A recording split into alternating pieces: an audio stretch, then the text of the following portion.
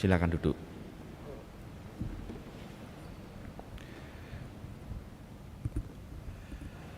Bapak, Ibu, dan saudara-saudari yang dikasihi Tuhan,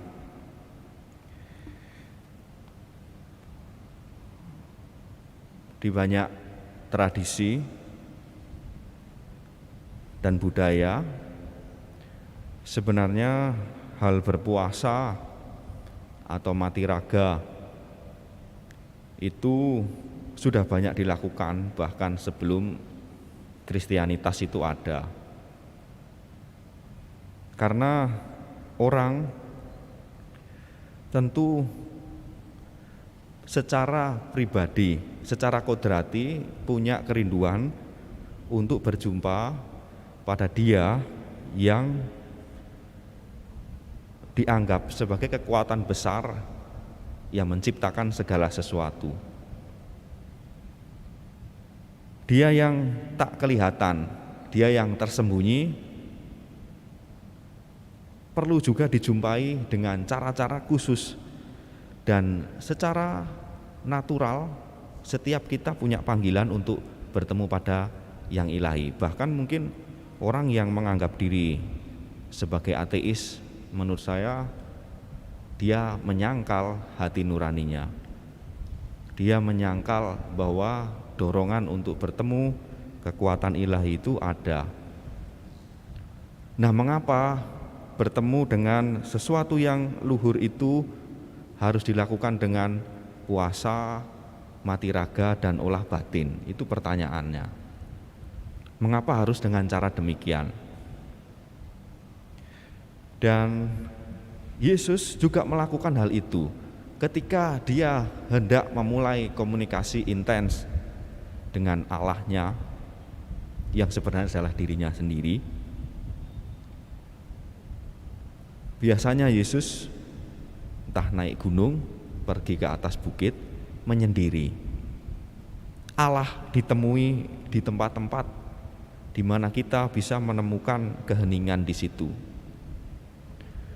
Dan puasa dan mati raga itu membuat atau melatih tubuh kita yang fana ini semakin dimurnikan supaya tidak terganggu pada hal-hal yang sebenarnya membuat kita terhalang untuk bertemu dengan Allah. Maka orang-orang, kita tahu bahwa Allah begitu halus, maka kita harus menemuinya pula di dalam keadaan yang murni. Tidak bisa kita menemui Allah dengan kebisingan, keramaian, yang mana membuat kita kesulitan.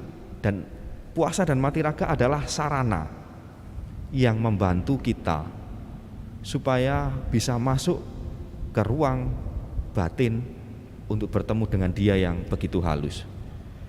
Saudara-saudari, di banyak ajaran juga saya pikir demikian. Di banyak budaya juga melakukan hal yang sama. Tetapi hari ini kita mau melihat bagaimana gereja Katolik atau gereja kita membuat suatu panduan bagaimana kita semakin dekat dengan Allah. Dan hari ini Yesus menunjukkan hal itu, memberi pengajaran kepada para murid. Yang pertama adalah mengenai berpuasa. Jangan seolah-olah kita ini orang paling menderita ketika berpuasa. Wajahnya diubah seram, sehingga orang melihat, wah kasihan sekali ini orang Katolik ini berpuasa, wajahnya susah. Karena menurut Yesus itu seperti orang munafik. Dan basuhlah mukamu supaya dilihat orang, ya tetap seperti biasa. Lalu yang berikutnya, mati raga atau dengan memberi sedekah. Itu adalah usaha untuk membuat kita peduli pada sesama. Jadi aksi puasa dan apa yang kita lakukan di dalam mati raga bukan semata-mata adalah proyek personal atau berdampak personal, tapi harus berdampak sosial. Yang ketiga, jangan lupa berdoa. Karena segala sesuatu perlu bagi iman kita untuk didasari dengan doa. Dan dalam masa Prapaskah tahun ini, kalau kita melihat pesan Paus Fransiskus supaya kita mendedikasikan masa Prapaskah, pantang dan puasa bagi perdamaian dunia, termasuk dalam hal ini secara khusus di Ukraina yang sedang terjadi peperangan, dan itu menjadi konsen Gereja Katolik untuk mati raga dan berpuasa, intensinya untuk perdamaian dunia.